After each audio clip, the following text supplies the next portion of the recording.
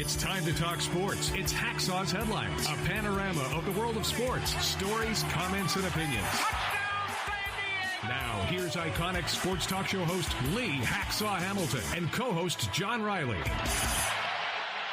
Who wants to talk sports on Monday? We do, you do. From the Dixieline Lumber and Home Center studios in San Diego, coming off a great sports weekend, we welcome you to the Monday bonus podcast. Good afternoon, everyone. This is Lee Hacksaw Hamilton. This podcast brought to you by Dixieline Lumber and Home Centers. 8 locations to serve you in San Diego. Looking for projects? They got materials. Want ideas? They can be your best friend and your consultant. Think all things. When it comes to build it, fix it, we know you'll enjoy it. Go to Dixieline.com to see all the things they have to offer. Co-hosting with me with his opinions from left field, where it's 100 degrees outside in San Diego at this hour, John Riley. John, I didn't sign up for this weather. How are you doing? I'm doing good, Hacksaw. But fortunately you have Dixieline windows that keeps the inside of your house nice and cool. Exactly. We're going to go a lot of different directions. We have a ton of topics on the table that we're going to talk about. We do sports talk the way it should be done. We put topics on the table. We express opinions. When we are done, you are invited to take over the podcast with what we call Fans Forum. John, for the new people who've never been with us before on StreamYard, how does Fans Forum work? How do they jump on board, get involved? Well, people are already jumping on board. I see Do You Love It and Casey, Bat Fan, Sports Fan, the Atomic Punk, XX Revolution, Ballpark Pretzel has entered the chat. So, hey, if you want to get involved, you have a question or comment in the world of sports for Hacksaw, drop your hot take in the live chat on YouTube, on X, or on Facebook. Just a reminder, I write about sports every day of the week. In addition to doing these podcasts Mondays and Thursdays, have you ever checked my website? Want you to do it. Want you to check it first thing every morning. It's leehacksawhamilton.com. Get the best 15 minutes in sports. What a summary of all the stories. And my one man's opinion column. I write a column every day of the week. I should be working for your local newspaper. And today, you got to read my one man's opinion column if you're a San Diego State Aztec fan, friend, alum. Want you to check that out. That's on leehacksawhamilton.com. And when you're on the website, register to join Hacksaw's Insiders Group. You can do that by filling out the orange box right at the bottom of the page. That'll get you on the email list. John and I send out 2 emails a day. We don't trust the post office. They're in your inbox in the morning and in the late afternoon, so make sure you do that. John, I'm ready. We're going to start with, because we are baseball-centric, we're going to start all things baseball. Who's in, who's out of the pennant race? Because next week, the baseball trading deadline is going to hit us square between the eyes. Yeah, I love this time of the year, Lee. And right now, the Padres are coming off a winning streak against the Marlins. Are we getting faked out here? Is this too good to be true? Okay, pop up that first slug line here. We got Padre baseball. The Padres are on a streak to save the season. Let me just give you a couple comments about the just completed road trip, and then we're going to talk about those topics that are posted on the board. They beat Miami 3 in a row. Miami, the ones that now have a 12-game losing streak. The Padres, John, have the potential to have a 9-game winning streak by the end of next weekend. They get 6 at home starting tomorrow, starting with the Rockies, then the San Francisco Giants. If they could take this 3-game win streak, push it out to 9, John, they could position themselves to be right in the middle of a battle for the wild card playoff spot. But John, at the end of the day, did you ever think you and I would have to invoke this sentence? We're chasing the Pittsburgh Pirates for the last wild card spot in the National League. This is Padre baseball with its $224 million payroll, and yet we're forced to say we're chasing the lowly, forever losing Pittsburgh Pirates for the last playoff spot. So, end of the day, the Padres are on a bit of a roll. Make it a 9-game winning streak, and I'm going to feel a lot better about this team by the weekend. Now, I will say this statistically, John. They got guys that are hitting. Ty France on a 407 heater. Jake Cronenworth, 324 since coming off the DL. Luis Rengifo off the unemployment line, hitting 464. Manny Machado on a 293 spurt. Jackson Merrill hitting 294. All that within the last 18 to 25 days. Now, at the end of the day, though, let me caution you, and I will invoke your favorite phrase. Is the cup half full or is the cup half empty? Because they put together these heaters at home plate against a Toronto Blue Jay team that's lost its pitching staff, Kansas City, which has a wretched pitching staff, Atlanta, who's got a better pitching staff on DL, they have only one established starter, and Miami has no pitching whatsoever. So that's where all these big hits, home runs, RBIs, and hot streaks have come from. So I caution you at this point in time. Now, that being said, Colorado's got no freaking pitching, so maybe these guys can continue this. Maybe they can drag this and make it a 9-game winning streak by the end of next weekend. But the starting pitching continues to be an issue. John, the Padre starting pitching has a collective ERA of 4.79, and the bulk guys, the guys that come in the second and third innings and pitch in the middle of the game, John, their collective ERA, the bulk starters in 10 appearances, is 8.35. So this is a team that's still got pitching problems. It's a team that's got a bunch of guys on heaters because they're not going against anybody that's got any established major league pitching. So is your cup half full, half empty? Or you agree with me we could have a 9-game win streak by next Sunday night? Does that put them back into the playoffs, or don't you know? Well, it's possible. Anything's possible here, and they're playing the lowly Rockies on only a 2-game series. It's weird. There's no game tonight on a Monday night. Then they go 4 against the Giants. I mean, you could sweep those, but what do they call it? Like fool's gold? It's like, do you really believe it? Because clearly you're not going to face the Giants or the Rockies in the playoffs.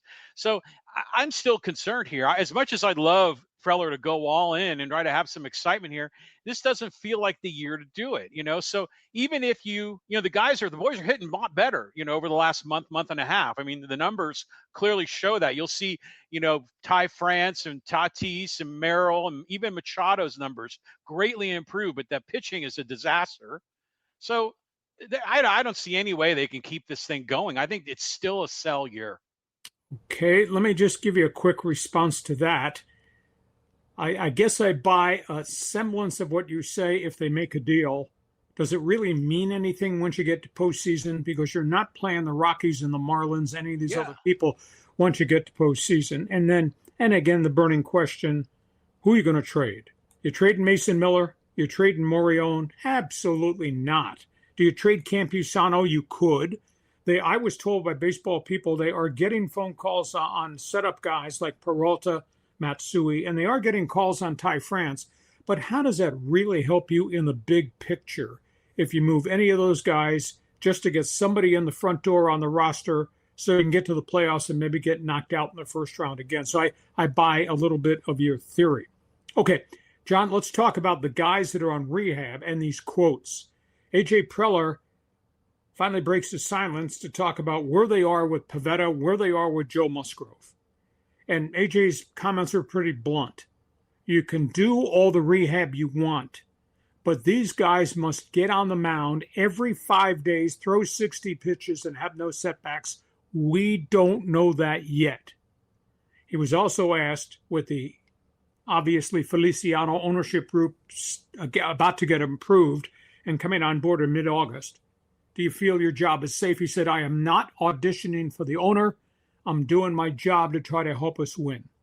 And in terms of bargaining chips, he did not want to address Mason Miller's status, Morion's status. He was asked about Ethan Salas, since historically he's traded everything away in the farm system.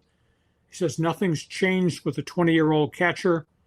Good season, Double-A. He is part of the future. In terms of Craig Stammen, these are the most important quotes because they've changed the structure of what they're trying to do in the rotation because they got one established starter in Michael King. They got Walker Buehler, good innings and bad. And after that, now they've gone to bullpen days. bullpen days and bulk starts. And Craig Stammen says, I expect that to be the norm until help arrives. He says, I'm prepared to use all 13 pitchers all the time.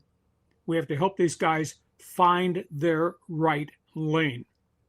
So Preller, very honest that yes, some positive news about the fact Pivetta and Musgrove threw 20 and 23 pitches in their first batting practice sessions.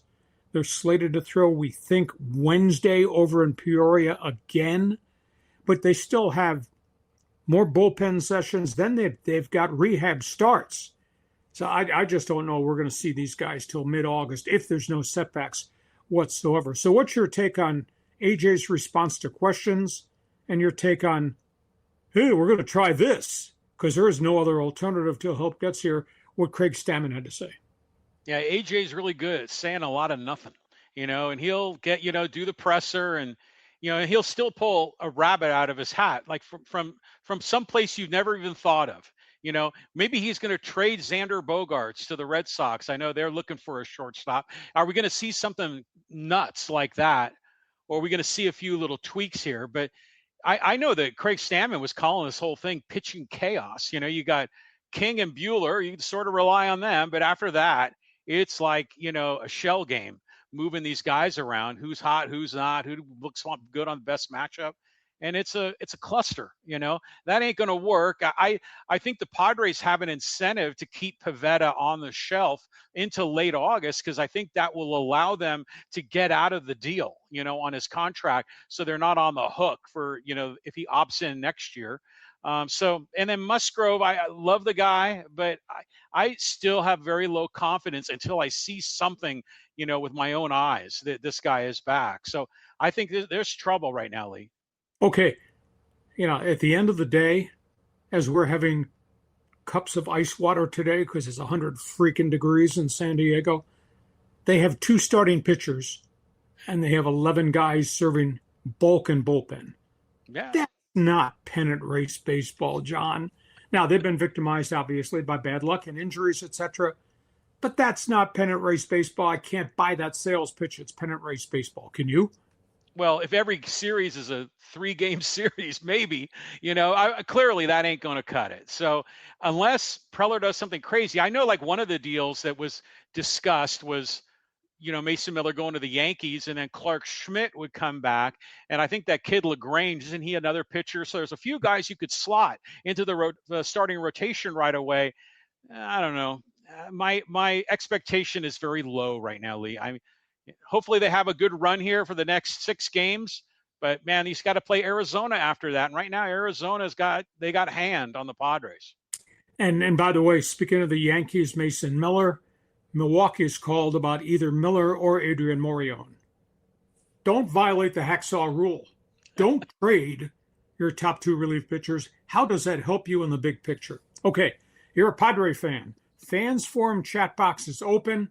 Give me thumbs up, thumbs down on the Padres' playoff hopes. Do you believe that Preller will execute something to make this work? Do you subscribe to bulk and bullpen for the rest of the pennant race? I mean, we're not even to August 1st, and they're doing this. And would you trade Mason Miller? Would you trade Morejon? So those are the 3 pointed questions for Padre fans who are baseball fans.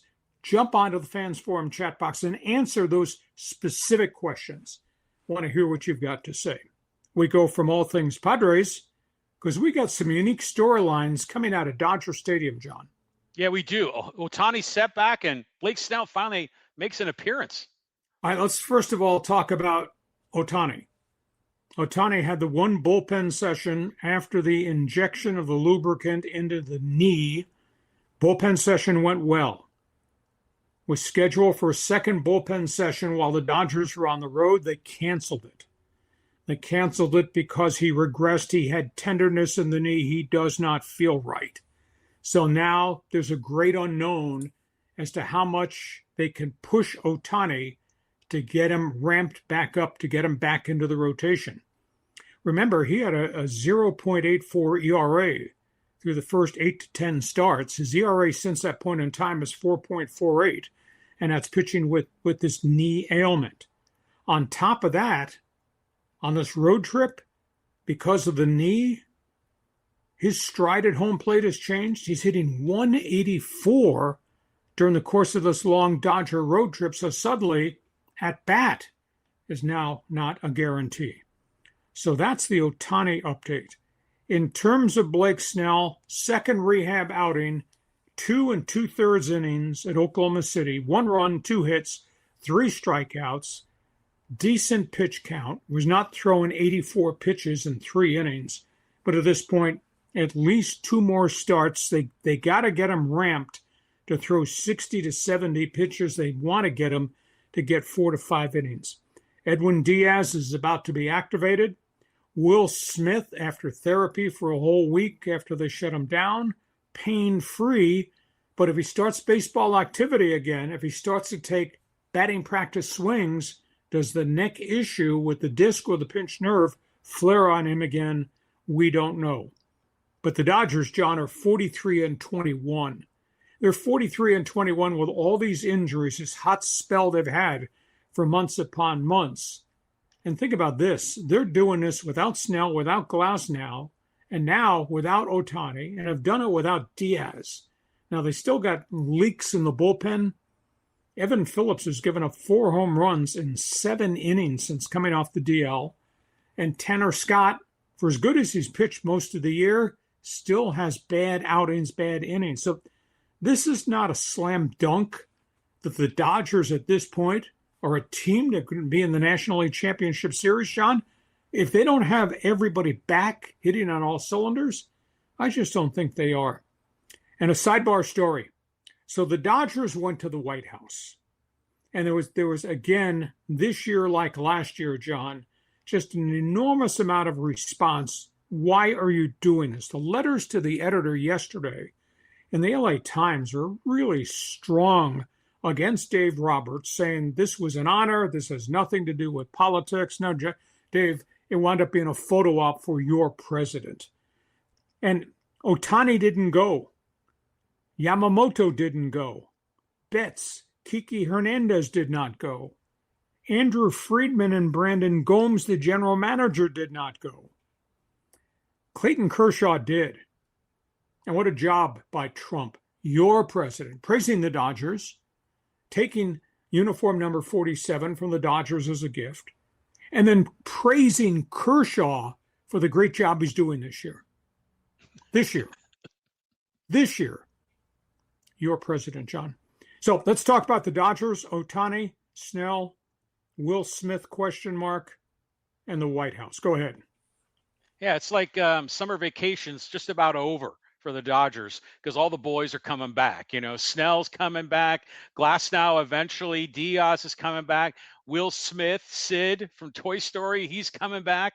So they're bringing all the troops. You know, this is just what we expect. They kind of work out a little bit of the kinks in August, and then suddenly it's September baseball, and here we go. So yeah, these guys are loaded. They're in great shape, and they're probably still going to deal for Skubal. I mean, it just sets up too perfectly. You know, so Snell will be all right when he comes back. You know, he'll probably have shaky starts to begin with, but the Ohtani thing is legit concerning, and so they'll probably work that all out. But I'm not worried about the Dodgers in terms of winning this division, winning the pennant for the National League, and probably winning the whole enchilada. And then, if you're going to do a photo op with the President of the United States, I don't care who he is, that's a political statement, So I don't know. I just think it's a tradition that's very worn out. I think it's largely unnecessary. I mean, this world is already too politicized. Give them their ticker tape parade downtown LA, but we don't need to have photo ops, with the red guy or the blue guy or the orange guy. It doesn't matter. It's just a theater. Just amazing. Congratulating Kershaw on all the things he's doing this year for the Dodgers. That doesn't surprise me. I mean, because the Fox News audience loves Kershaw because he's a good Christian young man. Just amazing. So that's all things Dodgers. You worried about this Ohtani situation? John is not. John thinks the calendar is going to flip to September 1 and Snell's going to be vintage Snell. And Glasnow will be back. And Ohtani will be okay. John, I can't buy all that. Not at this point in time, knowing Snell's history and this flare-up with Ohtani. Why would you think that this is going to be a walk in the park just because the calendar flips to September 1st when you consider the injury history of Blake Snell, Tyler Glasnow, and what has happened to Ohtani? Dodgers should have sent Ippei Mitsuhara to visit Trump. That would have been more appropriate. Okay, you're a Dodger. The Dodgers are fine, Lee. I mean, you're always trying to cook up some kind of a big issue with the Dodgers. It's fine. They're going to be fine. Even if Ohtani's knee goes a little sideways, they could still use him in the playoffs for high leverage. Maybe even as a closer. I mean, they're fine. Okay, Dodger fans, agree with me? There are some red flags here, or do you agree with the guy? I'll be shocked one day if he shows up wearing Dodger blue on this podcast, but he's preaching all things Dodger blue. So you agree with me, you agree with John about this Dodger storyline, where we are right now. The record's phenomenal, no doubt. I think they got some red flags here that we got to pay attention to. Jump on board. Fans Forum chat box is open. Let's talk about the third team in Southern California that we always get response out of Orange County, Angel Baseball. They play, they lose. Angels are taking trade offers on everybody. And the latest is the shortstop, Zach Neto. Tampa Bay and Boston have made offers to the Halos for Zach Neto. Both those teams have loads of young pitching in their farm system. Hate to see them trade Zach, but at the end of the day, Angels need to stockpile legitimate prospect arms. So that's one item. They're getting phone calls on Jose Soriano and Reed Detmer. They're also getting phone calls on Joe Adell. So are you going to strip mine the whole roster? You won't have anything to play the final 2 months of the baseball season if you do this on August 3rd. But if you wind up with 5 to 7 prospects, most of them pitchers, I guess that's a step back in the right direction. And hey, how about the fortitude of Mike Trout? John, I don't know if you saw this. Mike Trout struggled. He's hitting .240 this year. Now he stayed free of injury for the first time, wants to play every day, does not want to be traded. He's hitting for some home runs. Mike Trout had 4 hits yesterday. It's the first time he's gone 4 for 4 since 2021. So there's no give up in Mike Trout's makeup. John, what do you think of the Halos? Should they move on all these guys? Because they are getting phone calls now.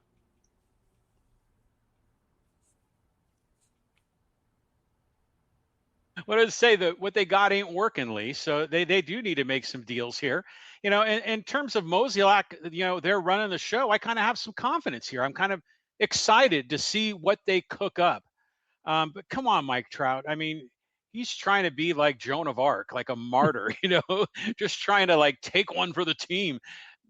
Dude, it's a win-win. If you're traded, you go somewhere, you can win a championship, maybe go back east, play more in front of your family, and then the Angels win by getting a bucket load of talent, So I just hope Mozeliak just really intelligently blows it up.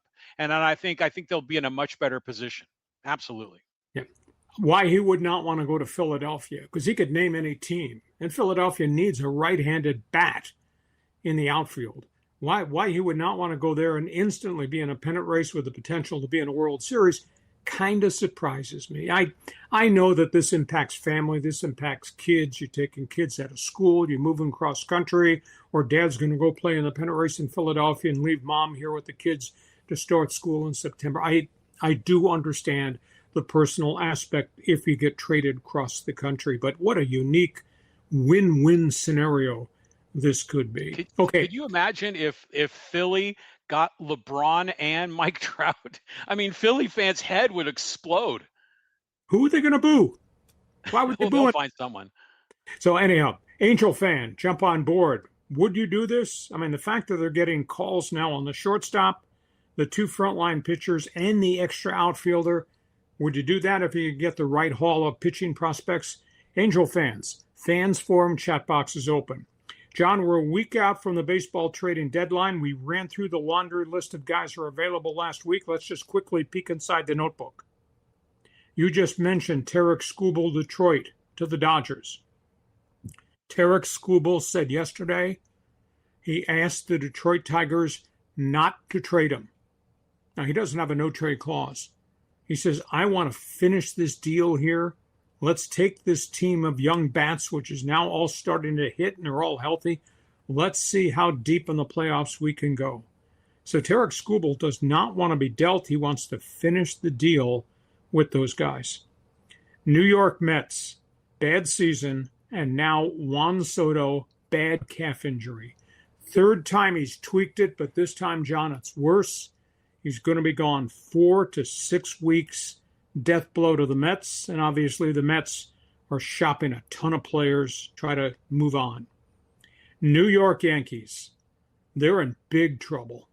How you can stay in a pennant race and have any hope once October comes, if you don't have Aaron Judge, Giancarlo Stanton, and now you've lost Cody Bellinger for maybe 4 weeks with a hamstring, that to me is just utterly devastating for the Yankees. And the baseball trading deadline got off and running yesterday with an early deal. The Red Sox made a trade with Washington. Boston traded young left-handed pitcher Connolly early. He's got a 3.44 ERA, big strikeout guy. He goes to Washington for young outfielder Curtis Mead. 254 batting average, 17 home runs. This guy can pop. This guy's going to hit some home runs there at Fenway Park with the Green Monster. So trades and injuries, obviously still front and center in baseball. Hey, one side note, John, I don't know if you had the chance to see the Cooperstown Hall of Fame induction speeches. It was pretty cool. Jeff Kent, Carlos Beltran, Andrew Jones. Now, when they were players, they were fierce personalities. From a media perspective, because I dealt with these guys, they were tough to deal with because you just never knew what kind of guy you were going to get in the clubhouse on a certain day. But I'll tell you, their speeches were emotional. They were honest. They looked back. They looked at where they came from. They looked at who influenced them. They talked about what drove them. And they arrived. They arrived at Cooperstown and could not believe, as they walked through the hallway of plaques, that their plaque was going to be up there. They were absolutely speechless. So, now those guys were pretty intense baseball players, and those guys came from a lot of different backgrounds, and those guys were driven, and those guys at times could be real SOBs to deal with from the media standpoint. But it was cool that how appreciative they were of who they were, what they became, and the people that helped them, and all of a sudden, they're in the gallery with all the plaques, and they're speechless. That's a pretty cool story. So, John, go ahead. Start with Skubal and what he just said. Walk me through the Mets, the Yankees, and the Hall of Fame. Yeah, Skubal, that sounds good. Want to, finish the season, finish what you started. I can't blame him saying that. But, he might just be saying it. He might want to say, hell yeah, let's go to L.A. Let's win a championship. So I don't know. I mean, in the end, Detroit should get something for this guy. I don't know if Detroit's necessarily going to win a World Series this year. Juan Soto out for, some period of time because of a pulled hammy. Color me surprised. That guy is, it's interesting because you look back at that Juan Soto deal the Padres made, and C.J. Abrams and James Wood and even Mackenzie Gore, we just got fleeced in that deal. And especially the Padres didn't even sign Soto to the long-term deal. So in some ways, though, I'm kind of glad that he's gone because he kind of gets some of this BS with the Mets. He just checks himself out. But I do want to talk about the Cooperstown because that is just like going to church. When you go to Cooperstown, New York, not just the Hall of Fame Museum, but the whole community. It's just a very, very special place in America. You look at those guys, the three that got in. First of all, Andrew Jones, whenever I see his name spelled, it always makes me a little uncomfortable, because it's Andruw, which always catches me sideways. But, he's a legit star. I saw some people saying, hey, if Andrew Jones is a star, and he's in the Hall of Fame, why not Jim Edmonds, played for the Cardinals, and a lot of his numbers are comparable or better, so that's an interesting argument. I saw a video clip of Jeff Kent talking about his days with Barry Bonds, and he was very careful in what he said, but overall he said Barry Bonds was a hell of a teammate and a great competitor. It's probably the only thing he couldn't do well was throw the ball from left field. But I know those two guys had a bit of a frenemy thing going on with the Giants. But it's interesting that Kent is in the Hall of Fame as a second baseman. He's had a good career. You kind of wonder if it was a great career, so we can debate that one in the Hall of Fame. And the other quote that I saw that I thought was wonderful, it was a picture of Sandy Koufax was there with CC Sabathia, and then there was a quote at the bottom of the picture, and it was by, I think, Whitey Herzog when he got into the Hall of Fame, and he says, "It's like going to heaven before you die." And I just thought that was a wonderful, wonderful way to put it, to be surrounded by all those guys. Yeah, it was a really great weekend. Okay, that's all things baseball. Feel free, jump on board. Fans Forum chat box is open. There's a sidebar conversation that kind of swirled through the streets of the village of Cooperstown about the guys that are still not in the hall. And I saw one of the debates on TV last night during Sunday Night Baseball. And modern day guy, Donnie Baseball, Don Mattingly, not in the Hall of Fame. And he put up phenomenal numbers. His team only went to one World Series, though, during his entire career. But boy, what a model of consistency. And back in the day, speaking of first baseman, the legendary Brooklyn Dodger, Gil Hodges. If you look up on baseballreference.com, Gil Hodges' career statistics, and that was a very different era, dead ball, etc. You look batting average, look home runs, RBIs, runs scored. He kind of belongs there too. So it's intriguing at who's not there yet. And then obviously what will be the modern lifetime debate, Pete Rose, Barry Bonds, Roger Clemens, who they are, what they acted, what they stood for. So this discussion is going to go on and on and on. Well, do you think that Bill Buckner gets a bad rap for that one ball that went between his legs? Because he had like 2,700 hits. I mean, he could have, and he was right there on the cusp of being a Hall of Famer. I think he's close, but to me, he'd be behind Hodges, and Mattingly would be in that same neighborhood too. So, remember Mattingly had that streak of, what was it, like grand slams in a row, like 6 days in a row? You remember that? Yeah, I remember the home run binge. I don't remember the specifics. But it was like in the late 80s. Yeah. Don Mattingly played third base. Did you know that? Left-handed third baseman. I saw a video of it. I had totally forgotten it, that he had done that. I guess he did it in one game because of injuries. Oh, yeah. Okay. One game because of injuries. That makes sense. Yeah, very strange. Okay, that's all things baseball. We go from that. Let's talk NBA basketball. What a Friday, Saturday, Sunday across the league, John. Oh, yeah. This LeBron news was earth-shattering. The beast in the East. That's what the Philadelphia 76ers have become. I guess you can call it a changing of the guard. Because I'll tell you, the landscape in the NBA Eastern Conference changed on Friday night when King James took his talents to the city of brotherly love. 2-year contract, only $8 million total. But he had to expect that because everybody's spent all their free agent money. But he goes and joins Joel Embiid, Jaylen Brown, the ex-Celtic, Tyrese Maxey, the flamboyant scorer, VJ Edgecombe, the bright young first-year guard. And then last night, they signed first guy off the bench, Kentavious Caldwell-Pope. Boy, there's a lot of firepower. And now you add LeBron's vibrance, LeBron's drive, LeBron's productivity, points, rebounds, assists. What a collectively really good team that Philadelphia's got. And the beast in the East won't be the Knickerbockers. Yes, they raised the trophy, but the Knickerbockers are no longer the same team. They've lost 3 players off that team, including their big backup center, Mitchell Robinson.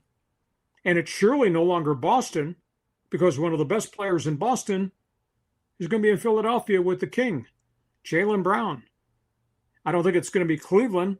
I mean, yeah, Cleveland's got Donovan Mitchell and James Harden, and they got the center and they got the forward, Ev Mobley, but Cleveland has not improved, and Cleveland couldn't get it done last season. So it's going to be very, very interesting. Surely not Miami, even though Miami added Giannis. So all of a sudden, the landscape has changed. Send LeBron's mail to the city of brotherly love. Briefly elsewhere, Cleveland is shopping to make a deal, and virtually all the free agents and the restricted free agents are off the board. Cleveland has entered the negotiations for Jonathan Kuminga, who Atlanta is desperately trying to trade. Kuminga was interested in going to the Lakers, but Kuminga is asking for $20 to $25 million per year on a multi-year deal and a sign and trade, and the Lakers just won't do that. Cleveland is, but now Atlanta's asking for Evan Mobley in a straight-up sign and trade for Kuminga. I can't see Cleveland doing that. I think that Kuminga is a very unfinished product at this point in time. Memphis, which just seems to be getting rid of players every week, has made a move to buy out D'Angelo Russell, who does not want to play in Memphis. Boy, what an excess piece of baggage he's become. That guy was a former number 1 draft pick, former pretty respected guard with the Lakers. He's just kind of bounced all over the NBA. Miami didn't get LeBron, but it looks like Miami is going to make 2 deals to add veteran experience to their roster to go with Giannis and Bam Adebayo. They're talking to DeMar DeRozan and Klay Thompson. One's a free agent out of Sacramento. They would make a trade to get Klay Thompson out of Dallas. And in Golden State, they strike out on LeBron. What are they going to do with this roster? Because now you've got an aging Steph Curry, an aging Draymond Green. You got an injured Jimmy Butler, who they don't expect to be back till midseason. He's on the final year of his contract. And they got the often injured, often ill Kristaps Porzingis. What a hodgepodge roster that is. Now, there's a sentiment in the Bay Area, John, that they just might trade Jimmy Butler's expiring contract, get all the cap space, let Butler come back, play half a season somewhere else, and Butler can go be a free agent again. But Golden State looks like it could be on the brink of a really, really bad basketball season. So, John, start with King James in Philadelphia and run your way through the rest. Give me some Maurice Cheeks, baby. The 76ers are back, man. So can you imagine, like, Joel Embiid breaks down a lot, and, LeBron's getting old, and, he has his issues. Remember, he had like plantar fasciitis, or he's had his breakdowns physically as well. Imagine if this whole deal goes sideways and Philly fan starts getting really irate, because a lot of Laker fans got really frustrated with LeBron. I don't even know if 76er fans going to put up with it. So this could end really good, but there's a chance that there's a dark side of this deal, which will be wonderful to follow as a sports fan. But if you're a 76er fan, this thing could go sideways in a hurry. So we'll see how it goes. I think it'll make it fun, with the Knicks and the Celtics all in that one division. I think it's going to make basketball really exciting there on the East Coast. The news about Kuminga was surprising to me because he was on the Warriors there. The Warriors were trying to get rid of him. Remember, they finally flipped him to Atlanta. So I figured, okay, Atlanta's going to try to rebuild this guy, and Atlanta seems to already be giving up on him. I mean, what's the deal there, Lee? That doesn't make any sense to me. Well, he's just an unfinished product. He's not a polished gem, and he's asking for $25 million a year on a 3-year contract or a 5-year contract, and nobody's going to give it to him. Him going to the Lakers, to me, would kind of make some sense. But at the end of the day, in a sign and trade, now the Lakers have to move people because they got 15 guys on their roster. So somebody has to vacate. Plus, they'd have to trade another number 1 pick away. And I don't think that they want to do that. And Kuminga's he's just a raw gem. I thought there was great upside with him. He played in the NBA G League when he first came from South Africa. And I saw flashes and thought, oh, this kid has great upside. And he just he hit a wall and never got better, and then became a problem for Steve Kerr. And they just said, enough is enough. So, I mean, he's getting bad advice. He's on the brink of becoming a journeyman at this point. And I'm not paying him $25 million to go play anywhere. So he's got to prove that he can play, and he has not done that yet. Now, but if Cleveland brings Kuminga in, but it winds up costing him Ev Mobley, that's not a positive, because Mobley's a better player than Kuminga. Why would you even do that? Now, if you're going to trade one of your fringe guards or maybe a draft pick, maybe that works for Cleveland. I mean, I think there's upside with Kuminga, but the dedication has to come from Kuminga to become a complete player. You know what I love, and you kicked it off in this segment, was when you say LeBron has taken his talents. It just reminds us of the quote, the decision, when he was one of the Cavaliers, and says, I'm taking my talents to South Beach. He still gets criticized for that. And I Sure. thought it was kind of cool how he turned it into an event, and then he ended up winning 2 championships in 4 years. I mean, that was a good move for him. But I wish King James well. I think it's going to be fun watching this soap opera with the 76ers. But color me happy that he's out of L.A. You guys are sour. I don't understand Laker fan. I mean, the fact that they won only 1 championship in 8 years is not on LeBron. It's on the front office failing to put better people around him. Yes, they got Doncic, and they did discover Austin Reeves, and they had LeBron, but they just never were a complete basketball team. And then injuries obviously kind of sidetracked the thing. Okay, Fans Forum is open. Laker fan. Do we have Laker fans in Southern California who watch this podcast? Anybody got an opinion? You think LeBron's tenure in LA was a positive or a negative? Are you glad he's gone? Do you buy my theory the Lakers are not the team they were a year ago, despite the overhaul of this roster again? And John's throwing cold water on everybody in Philadelphia, saying, "Oh, this could go sideways." Hell, this could be a short-term fix to win 2 championships with LeBron James and that whole collection. I think they're willing to take the gamble. It's been like 23 years since Philadelphia's raised the trophy. So, you're a basketball fan, jump on board. Fans Forum chat box is open for your opinion. We are at halftime. Our Monday bonus podcast underway, brought to you by Dixieline Lumber and Home Centers. Lots of reason for you to consider going to Dixieline. It is 100 freaking degrees outside in San Diego, John. My house is cool, and I hardly have to run the air conditioning because I got that. Right there on your screen, I got doors, I got windows from Dixieline. So do you. Think about the heat outside and what's going on inside. John, talk about that.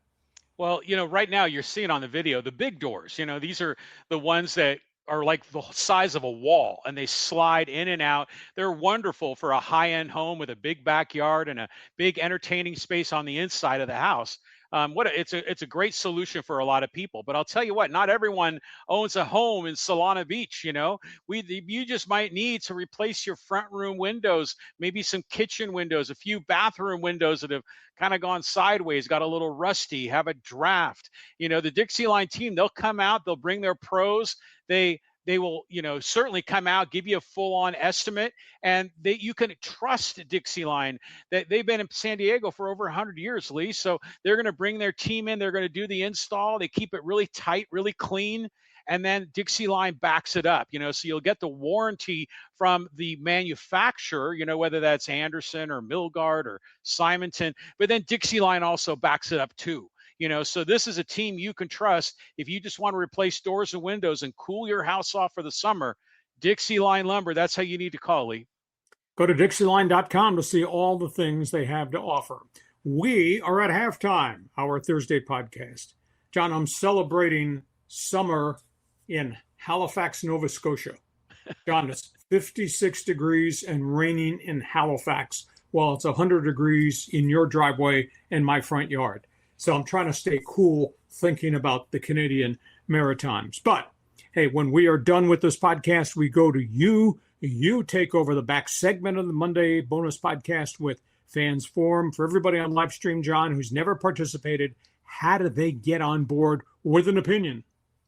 There's a lot of people that have opinions here, even people calling you an old man about talking about Kershaw. So, hey, if you got questions or comments, for Hacksaw, get in the live chat. We're on Facebook, YouTube, and X, and you can jump on board and drop your hot take, and we'll get you involved in the Fans Forum segment. And don't forget, when you go to Fans Forum, also go to my website. I write about sports every day of the week, LeeHacksawHamilton.com.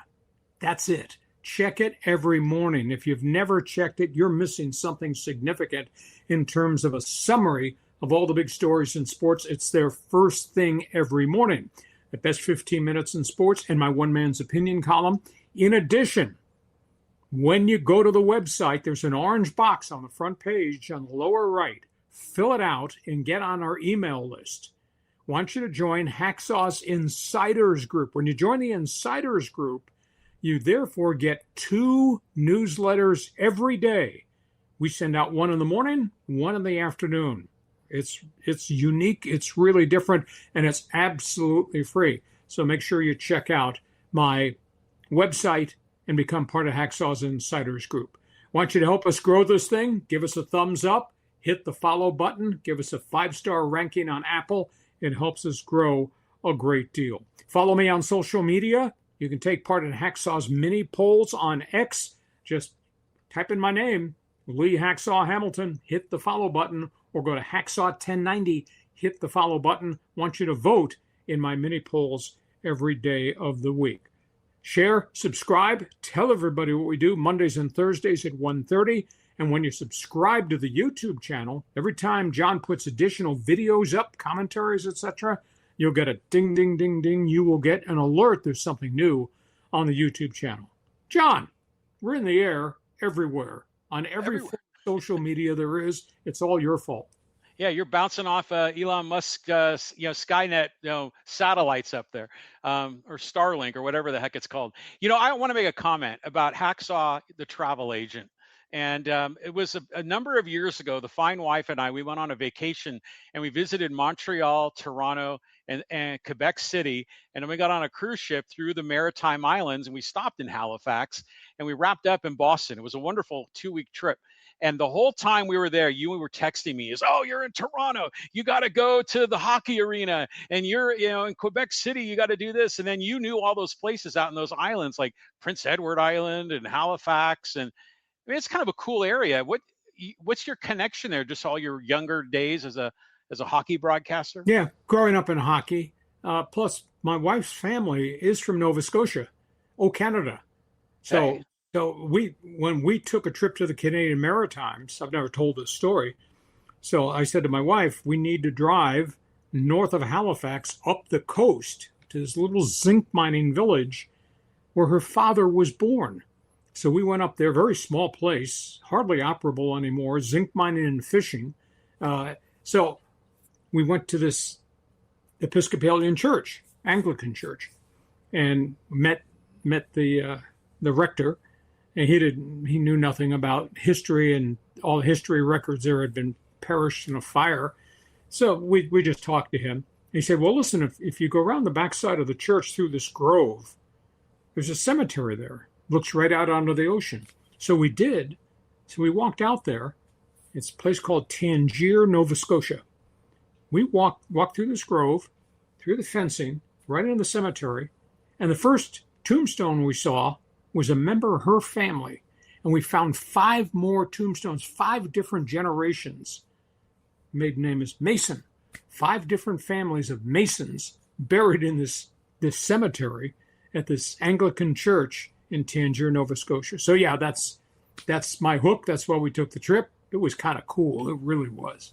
Yeah, actually, going to cemeteries, doing family research, I do a little bit of that myself. It's fun, actually, to do that. So yeah, Hacksaw, you're connected all over the world. You're the maritime provinces of Canada.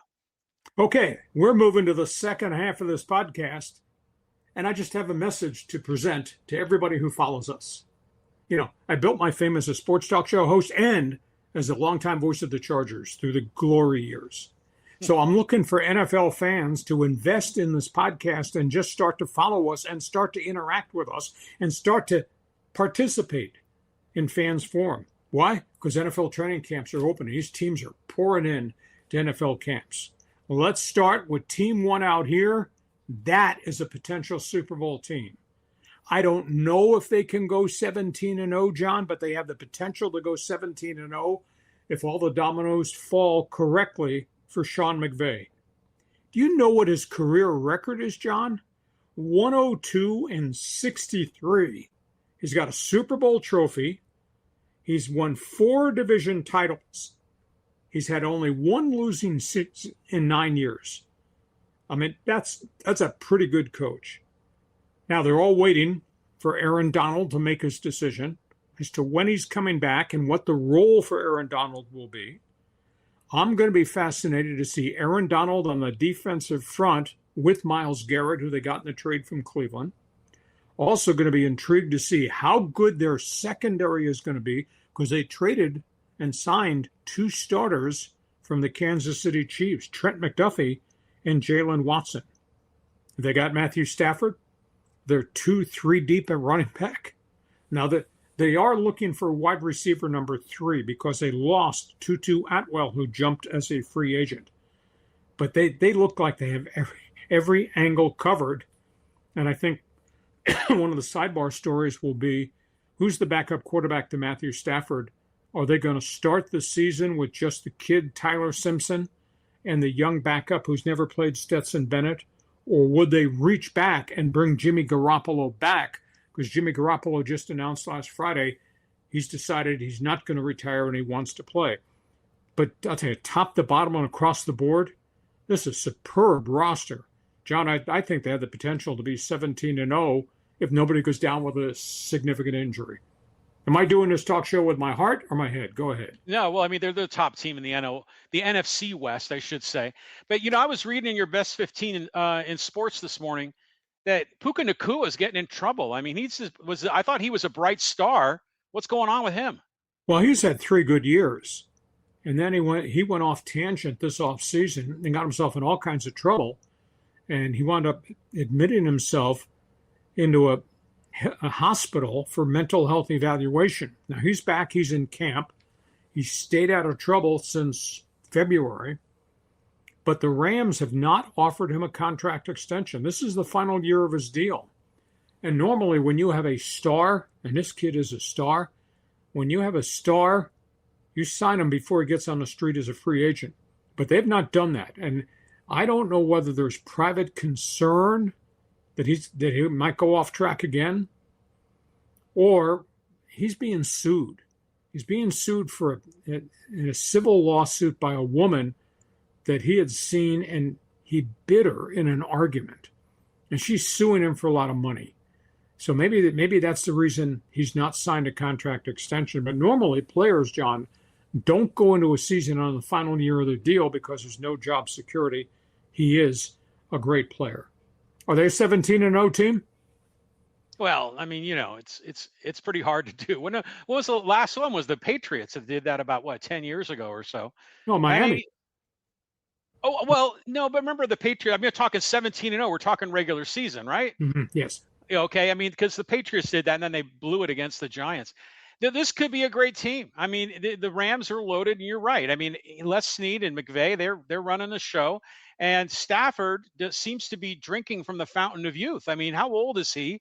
I mean, he's still one of the top 5 quarterbacks in the league. 38 years age. Yeah, I mean, he threw for almost 5,000 yards last year, John. His touchdown interception ratio was absolutely phenomenal. And as long as they keep him healthy, I don't know, he plays this year, he might play a second year because I think there's a second option in that contract. But, boy, they look locked. They look loaded. Okay, you're a Rams fan. You agree with us? Is 17-0 realistic for Sean McVay's team? Jump on board. Fans Forum comments section is open. Want to hear from you. We go from that. Let's go cross town. Talk about the Chargers. Year of changes, Lee. Nice headline. Exactly. You hit it right on the nose. Indeed, a year of changes. Jim Harbaugh is 22-12 in 2 years as coach of the Bolts. Jim Harbaugh has never won a game in postseason play with the Chargers. His career record is pretty impressive, 71-36 overall. I'm going to be intrigued to see the linkage of Justin Herbert and the new offensive coordinator, Mike McDaniel. Now, Herbert is playing for his 6th different coordinator in 7 years. That's an amazing statistic. They're going to change the playbook. It's going to be fast tempo, get the ball out, no deep drops. Yards after catch will be critical. This quarterback under Harbaugh's system took 105 sacks the last 2 years. Just ridiculous. Now, year of changes. Mike McDaniel comes in, so it's a brand new playbook. Year of changes. 3 different starters, offensive guard, center, offensive guard. Are these guys going to hold up because the last group did not? Year of changes. New defensive coordinator to replace Jesse Minter, who went to the Baltimore Ravens as their head coach. Year of changes. They say they're going to blitz. The burning question, Your top blitz linebacker, Odafe Owe, left as a free agent. You let him leave, which was a bit of a surprise, and you lost 2 defensive tackles inside. Now, they got firepower on offense. They just signed David Njoku from Cleveland, pretty productive tight end. Charlie Kolar is kind of a hybrid tight end fullback pass catcher. They think that Trey Harris and Quentin Johnston, yards after catch and big physical guys, are going to have astounding statistical seasons in what Mike McDaniels is going to run. So, John, to me, your changes, yes. I want to see how this McDaniel thing fits. I'm fascinated, but their schedule's a bitch. John, you go from the 4th week of the season on, go the next 7 games. It's horrible. Can they survive that schedule with all the changes they're taking on? And your response? You're talking about that offensive line, and that was clearly where the problem was last year. But, you think about Alt and Slater, it's been less than a year. I mean, so did they blow out their ACLs? And it can take like 12 to 18 months. Are you sure they're going to be healthy to start the season? Yeah, they've come through the OTAs. Slater was knee, Alt was ankle. And Alt is completely healthy. Slater has gone through all the workouts. So they're green light go in terms of the bookend tackles, but it's what's going on left guard, center, right guard. That's where we have to get answers. Well, they drafted a center that they hope to make a guard, or yes, a guard they hope to make a center. Yeah, drafted a kid out of Florida. He's undersized. They think he's tremendously athletic and quick. But I don't know in modern-day NFL football anybody that employs a 305-pound guard. But that's what they're going to try to do with one of their rookies. So only time will tell. I think it's going to be fascinating to see Herbert, shotgun, get the ball out. We're not going to ask you to do deep drops. You're not going to ask you to show courage and stay in the pocket. Get the ball out, which means receivers have to catch it, and the big play will come yards after catch. That's why they think Quentin Johnston, Trey Harris are going to carry a big workload here along with Ladd McConkey. So I think offensively they're going to be dynamic to watch. So, who are their running backs this season? Well, they do have Omarion Hampton, the great rookie last year who was heavy duty, catch and run, but he had the chipped ankle and he was gone for the whole middle part of the season, and they just had fill-in guys, and they couldn't run the ball anyhow because their offensive line was so substandard. Harbaugh's ideology of, we're going to be Michigan, man. We're going to run the ball, and then we're going to throw it. Well, you couldn't run it. It doesn't matter what your philosophy is if you don't have the right players. So now he's ceded the offense to Mike McDaniel, the Ivy League madman, and they're going to go quick hitting passes, yards after catch. Because he did it, Mike McDaniel did it with Tua Tagovailoa in Miami the first 2 years. Tagovailoa threw 4,300 and 4,500 yards his first 2 years before he got hurt. So that's what they're going to try to initiate with Justin Herbert. I think it's going to be fun to watch this. It will be. I'm kind of curious if Mike McDaniel sort of stays in his lane, as an offensive coordinator, or is he going to be the personality that we saw in Miami? So that's going to, like you say, there's a lot of storylines that'll be fun to follow here, Lee. Okay, you're a Charger fan. I'm a longtime voice of the Chargers during their glory years. Jump into this fans forum chat box every Monday and Thursday. I want to start talking NFL football with your fans. Do you believe McDaniel can work this magic under Harbaugh, or they're going to clash because Harbaugh wants to run it and McDaniel wants to chuck it? Jump on board. Fans forum is open for business. John, if that's not enough, this NFL notebook that I gave you, wow, is it loaded with stories. I was part of the glory days of Charger football. Damn it. Let's talk about NFL stories. This is a really bad way to start the 49ers training camp. Kyle Shanahan, severely injured, report at this hour, nearly lost his eye in a rear-end collision with an SUV near his home in Palo Alto on July 14th. The word did not get out till Friday when the 49ers finally released it. Shanahan's severe eye injury, a severe concussion that he is still having reaction from, 3 broken ribs, a broken hand, as well as a shattered nose, and 40 stitches in his face. He is not taking part in team meetings, coaching sessions, or the actual on-field work. He is an observer with the owner and the general manager on the sidelines, and he's very limited. There is a lot of concern, John, as to whether Shanahan will be medically cleared for the opening game of the season, because it's an 18-hour flight from the Bay Area to go to Australia, where they're supposed to open against the Rams. We don't know. But the fact that he nearly lost an eye and he has a severe concussion and still has complications from that, wow. So that's story one. Story two is the unsettled mess with Brandon Ayuk, the wide receiver. Now we find out the general manager, John Lynch, showed up unannounced at Ayuk's home and wanted a face-to-face meeting with him just a couple of weeks ago and was turned down.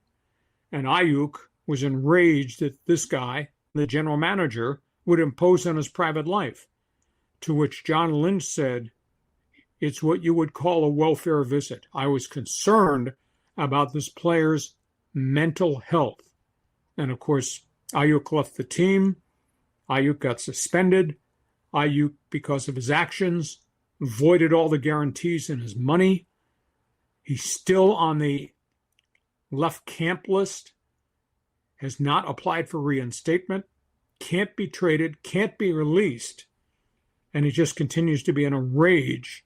It's like everybody's got a chip on their shoulder against him. And now one of the players has spoken out. George Kittle, the Pro Bowl tight end. His quote Friday at the first day of the media get-together, "Everybody has tried to help this guy. Everyone, trust me, including the coach and the general manager and his teammates. And he's had nothing to do with us." And he said, as far as I'm concerned, 49ers are a first-class organization. They treat their people well. He didn't say it, but I'll say it. He insinuated this is all on Ayuk for what he's done, how he's acted, etc. So there's a lot of off-the-field stuff. Good news in San Francisco, Nick Bosa, Fred Warner, two superstars in defense, both coming off surgeries, knee, Achilles, totally cleared, full practices, etc. So the Shanahan story and the unfinished business with Ayuk is a big story there. In Kansas City, there's good news and bad news. The good news, Patrick Mahomes cleared full workouts with the Chiefs from the two torn knee ligaments. Kenneth Walker, the Super Bowl MVP, coming from Seattle as a big money free agent, says, "We are going to run the football first. Be prepared for that." And then the terrible news that broke this morning, Eric Bieniemy has left the team, the offensive coordinator, to go home to Loudoun, Virginia. His son, Elijah Bieniemy, shot Eric Bieniemy's wife over the weekend, last night, in a domestic disturbance at the family home. She's in stable condition with multiple gun wounds. Elijah Bieniemy has been arrested on multiple felonies, and Eric Bieniemy is gone. At this point, Andy Reid says, "I don't know when he's coming back. He needs to deal with the real parts of his life." So horrible story there in Kansas City. Briefly, in Washington, they're talking about another wide receiver, but it's not Ayuk. They're talking about Deebo Samuels. New England talking to DeAndre Hopkins. And a sad story in New England, John. One of the offensive linemen that played under Belichick, a young offensive guard by the name of Jordan Devey, committed suicide last Friday. He was only 38 years of age. He'd retired because of injuries. Wife, bunch of kids, did a lot of stuff in his community. Terrible, terrible story. The family admitted he had mental health problems from concussions. I saw a video this morning in the hospital where he lived in Virginia. They were wheeling his body down to put it into a transporter. He's donating all of his organs, and the whole hospital aisle was lined with doctors and nurses who tried to help him through his tough times. A very, Very emotional story there. Tampa Bay, looking for a wide receiver. Guess who they've talked to? They should sign him. Keenan Allen, legendary Charger. Keenan Allen still wants to play, does not have a contract. There's about 5 wide receivers that are still out there. He's the only one that's not a diva. Interesting story. And what a bad weekend in the Canadian Football League. Holy cow. Nathan Rourke, starting quarterback, BC Lions, severe shoulder injury. Bo Levi Mitchell, star quarterback, Hamilton Ticats, dislocated ankle and broken leg. Zach Collaros, starting quarterback, Winnipeg Blue Bombers, diagnosed with a neck injury. They don't know when he's going to come back. And one other note in Canada. I always like to look at statistics. Do you remember the name Vernon Adams? Played in the Pac-10. Prior to that, he played in the Big Sky Conference. Small quarterback, could run, throw the ball all over the yard. He's with the Calgary Stampeders. He's had a decent career in Canada. I think he's like 5'10", 200 pounds. He's got 20 touchdowns, got no interceptions this season. Top quarterback in the CFL. So, John, I emptied this entire NFL notebook, but we'll start with the 49ers because this is big. This is big news on Shanahan, bad news on Ayuk, terrible news in Kansas City. Take it from there. Yeah, what a downer, Lee. This is not a good segment. A lot of bad news going on in the NFL, and you could see linkage with a lot of these stories. I mean, Brandon Ayuk, we talked about, he's acting completely irrationally. There's a problem. And good on Lynch for making a welfare visit. But, we were just talking about Puka Nacua, and he's going through a mental health issue. And then we're seeing a suicide from a former player.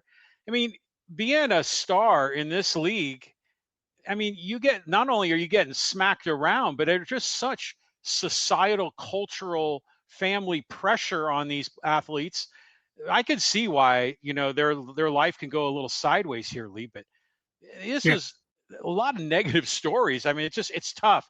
And we're trying to look for positives as we start camp. Well, there's a lot of stories out there have to be covered. This 49er story with Kyle Shanahan, that's pretty scary. Yeah, I mean, that surprised me. I mean, because how often do you hear about these guys getting into accidents? But, they're just regular folks driving around town. All I know is that when I'm driving through Palo Alto, it's usually very crowded. People aren't going more than 35 miles an hour down those streets. So I don't know what happened to the poor guy. But, Shanahan's a good dude. So we wish him well. And, yeah, it's going to be a tough flight, down to the other side of the globe. I'll be intrigued to see whether or not he gets medically cleared to make that and how long this recovery takes. Okay, you're an NFL fan. You got a comment about what happened in San Francisco, what happened to Eric Bieniemy in Kansas City. Feel free to jump on board. John, we go from that. Let's talk college football in town. Yeah, did you go to the media day, Lee? I was at that media day. It was pretty good. And I'm going to say some things here that maybe not everybody agrees with. San Diego State, it's a new era. They joined the Pac-12 conference. Those of you who have watched this podcast, have read everything that I've written, have watched me on KUSI, know that I have the public stance that the new Pac-12 is nothing more than Mountain West 2.0. Nothing's changed except the 5 best teams have gone from the Mountain West to the Pac-12. However, I wrote a column about John David Wicker, the athletic director, pictured up there, and saluted him. What they've gone through since 2020 COVID years, stayed the course, survived the death of the Pac-12 as we used to know it, were focal point leaders to try to get into the Pac-12, fought their way through the lawsuits filed by the Mountain West Conference. And John David Wicker had job offers to go to the Southeastern Conference, and he stayed here. So I salute him for fortitude and all his people that work underneath him. Because, John, they've gone through so much adversity, not just wins and losses on the field, but having to go to Carson and play 2 years up there where nobody cared, the failure at the end of the Brady Hoke era, the fact that they got bushwhacked by the transfer portal, NIL, and they had this massive fundraising. He talked exceptionally about all the positives that they've worked through.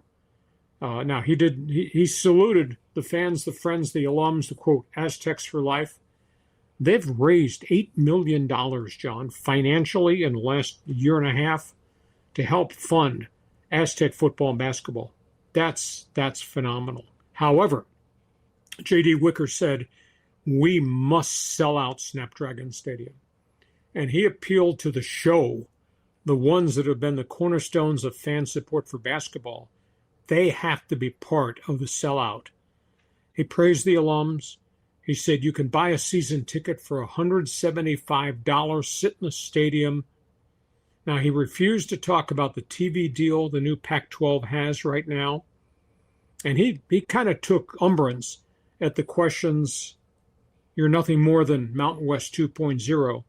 He says the Pac-12 has a national brand.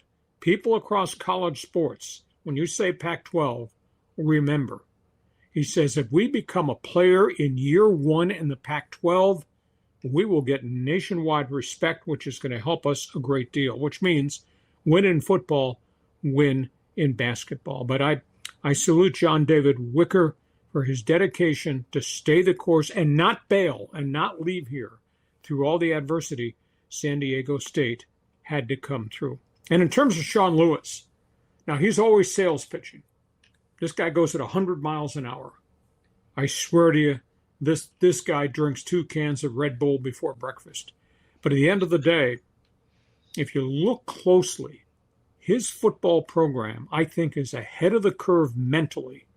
They know how to deal with the transfer portal. They know how to deal with athletes. They know how to recruit bounce backs. And what they've done is they've gone into 1AA football and they've snared pretty good athletes from 1AA and smaller schools that starred that they think can hit the floor running and play here because they've played a lot of football somewhere else. And he's optimistic. He thinks Jaden Denigal, totally healthy now, second year in the system, quote, his GPS is really working. They think Jaden Denigal's be a very different quarterback than the very skitterish quarterback last year because he knows the offense. And, John, they're loaded.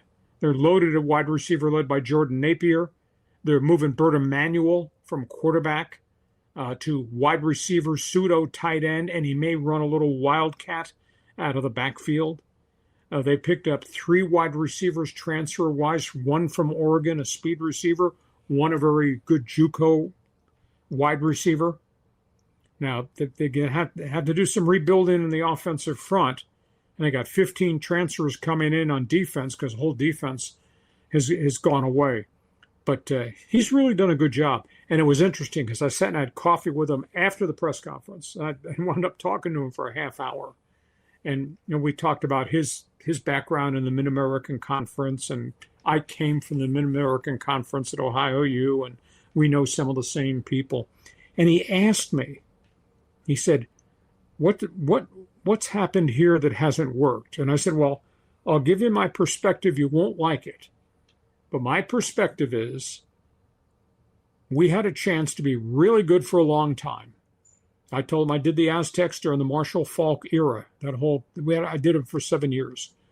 And Faulk and Darnay Scott, all those guys went to the NFL. I thought we had arrived as a program, but then they didn't continue it. And then they had coaching changes. I said, that's item one. We never were able to build off Marshall Faulk and all those great players that were here in the early 90s. Item two, the breakup of the conferences has really hurt. Obviously, we need a rival. And yet you can say Fresno State Oil Can Trophy. Okay, I'm sorry, that's not the rival. The rival is Brigham Young. The rival is finding a way to get UCLA and Southern Cal on a home-on-home and come here. Because, John, if you reflect back to the 1990s and the Marshall Faulk era, what helped San Diego State get national recognition was not just Faulk rushing for 386 yards in a game.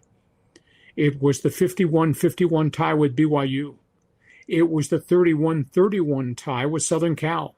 It was a victory over UCLA. That was all part of that aura in that era. Now, Rocky Long did a great job defensively. It was not a sexy offense, but they won. Brady Hoke did well in spurts of time, but they never solved the quarterback thing. So I said, these are all the things that is your past history. You got to find a way to recapture it. I said, you got to play people. You got to play BYU. get them here on home and home. And you gotta find a way to do home and home with UCLA, USC, because that means something to the people here in Southern California. And go schedule, if New Mexico stay good, go schedule New Mexico. Get Vegas in here as non-conference, in addition to the guys you're going to be playing. But it is interesting because he's excited with this quarterback, second year in. And J.D. Wicker's of the opinion, everybody knows the brand, and if we win, they're going to know who San Diego State is because it's linked to the Pac-12. So, John, that's an awful lot, but that was the end result. I spent hours talking to these guys. It was really fun, and I have respect for what JD has done, and obviously I know an awful lot about Sean Lewis. Now they got to go win. So go ahead. For everybody who's an Aztec fan, friend, and alum, I did my job. Read my column this morning that's on the website. Tell me whether you agree or disagree, and feel free to get into the fans forum chat box with an opinion. Do you buy this is the road to success that San Diego State has to relink with? John, the floor belongs to you. Listen to this. Sean Lewis goes up the mountain to consult with the guru. What do we need to do different here, Lee? And I got to give credit to Sean Lewis. How many coaches would do that, to go outside of their circle and ask for advice? And certainly going back to someone like you, because you have perspective, you're part of Aztec history. So it's kind of cool that he did it. And I like all of your suggestions, these rivalries, and getting on schedule with UCLA, USC. Although I don't know, to me there's very little upside for those two programs to schedule San Diego State. It's more of a lose, or a neutral. There's no big win there for them. But I think it's the right idea. And then to J.D. Wicker's point, yeah, they do need to sell out that stadium. But did Wicker call out the Mountain West 2.0 on his own? Because you've been tooting that horn for like over a year. I wonder if he's listening to the podcast and kind of picking up what you're talking about. Well, I wrote about it, and he gets access to my columns, so he was probably aware. The Mountain West 2.0 came from a different reporter before I had my chance to ask my litany of questions that I was going to ask, and he kind of responded very quickly to it. The one other item that I mentioned to Sean Lewis, and he can't do anything about it, and I've written about this. San Diego State made mistake after mistake after mistake with the Open and the Snapdragon. They gouged the community. They priced this thing out of reason. And that's why they can't sell season tickets. John, they've gone from 32,000 the first year in attendance to 17,000 turnstile in 5 years. They've gone from 15,000 plus season tickets to about 8,500 season tickets. And that's because of the conference, because of the lack of name opponents coming here, and because there's a lot of resentment. I told Sean Lewis, I said, you can't control any of that. Now they have reduced prices, and I hopefully fans will come back and support it. But what you can control is who you're playing in this non-conference. Don't give me Portland State and Idaho State. Find a way to get BYU in here, because the Lavelle Edwards era and all those quarterbacks, that was exciting football. And that's a great national recognition game. And I understand that, John, and you're correct. And, what does UCLA, USC got to benefit from? But you need to schedule some of those type people to make it worth coming to see San Diego State football. Go ahead. Well, Dutcher, did that with the basketball program. They are going to play the BYU Cougars. But, it's better than 2.0, Mountain West 2.0, because you've got the best of the Mountain West. You've got the two Pac-12, guys that are still hanging around. And this is a brand new conference, so it's like addition by subtraction. You're not dealing with the dregs of like the Wyomings and the New Mexicos. This is going to be a good opportunity for the Aztecs. They're going to get more TV time. I know they haven't disclosed the full dollar amount of their TV contract. I think we're all anxious to hear what that's going to be. But to me, this is a step up, but it's still, they're like the big fish in the little pond. In the group of six, I think the Pac-12 is definitely the premier conference. Maybe someday the Aztecs will make it, but to the big time. But right now, at least dominate the mid-tier guys.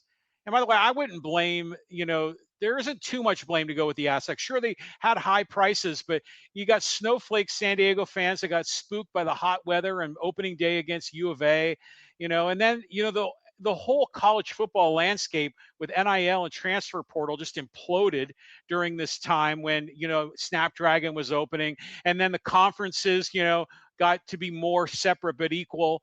And so they're a victim of bad luck. And then on top of it, like you mentioned, there was COVID, there was the going to Carson, so everything has just been in flux here.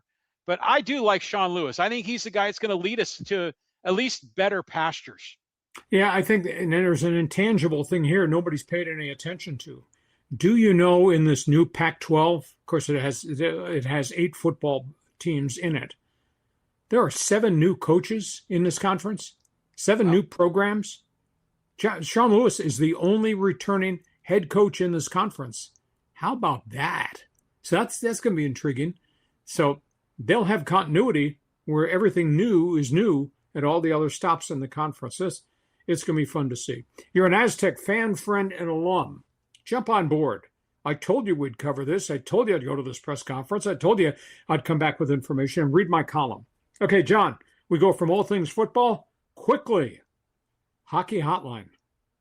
Coaches and free agents. You got the Vegas Golden Knights. John Tortorella finally breaks his silence. The aftermath of the great job he did, he's really upset.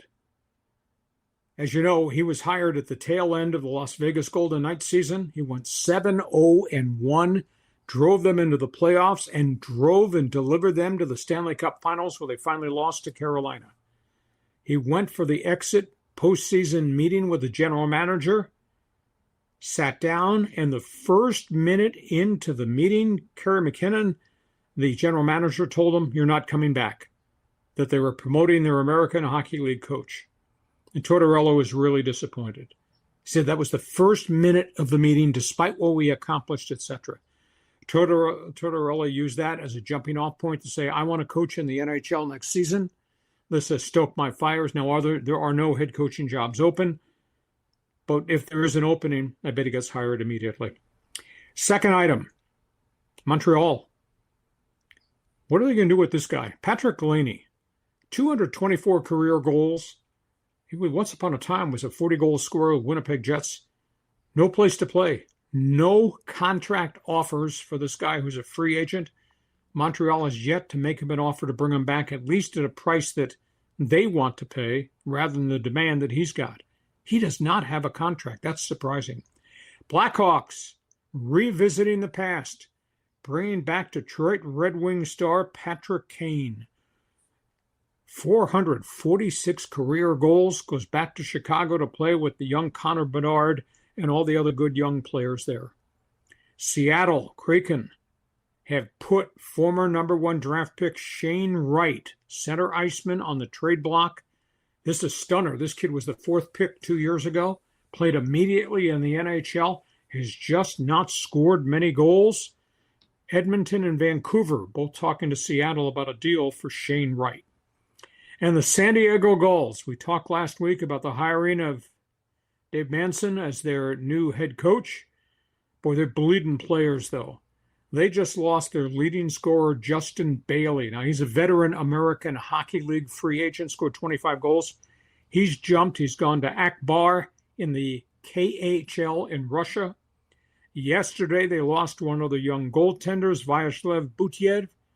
He's gone back to Russia. He signed us in the KHL. He had a 3.11 goals against average in the East Coast Hockey League last year. But what's happened is the Ducks have kind of loaded them with young goaltenders. They've got Olympic hero Damian Clara coming in, young goalkeeper Tomas Suchanek, who's coming off a knee surgery, and veteran NHLer Laurent Brossoit. So they've got a bunch of goaltenders here, but they lost a couple of young players that many people thought were going to come back. They just made a trade today. The Ducks just acquired veteran AHL center iceman Sean Farrell from Montreal in a deal for Sasha Pastrivyev. Sasha could not score goals consistently with the Gulls. He's gone to Montreal. Sean Farrell scored 46 goals in the American Hockey League over the last couple of years, so obviously Sean Farrell comes in to replace Justin Bailey. So, John, a lot of items in the hockey notebook. Obviously, this Tortorella story, for him to be as silent as he was, he should have spoken out immediately This is why I feel the way I feel. They should have kept me. They didn't keep me. And I'm putting myself back on the open market because at that point, there were 6 or 7 jobs that were open. He didn't interview for any of them. Yeah, it's tough the way those things work out sometimes. But you got to just speak truth, and then get your point across. But I just want to make a quick comment. I love that Chicago Blackhawks logo. I think that looks fantastic. And I'm just surprised the woke police haven't come knocking on the door to try to have them change the logo. What do you think, Lee? A lot of people in the opinion should change the name too, but that logo goes back to the 1930s.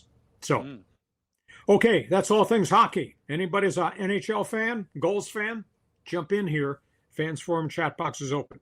Final segment, hot headlines. John, we're going everywhere here. Follow me. This will be fast. Del Mar in a summer season. We lost one of the great horses, the 4-year-old Journalism. Won the Preakness a year ago, won the Haskell Stakes, finished second Pacific Classic last year.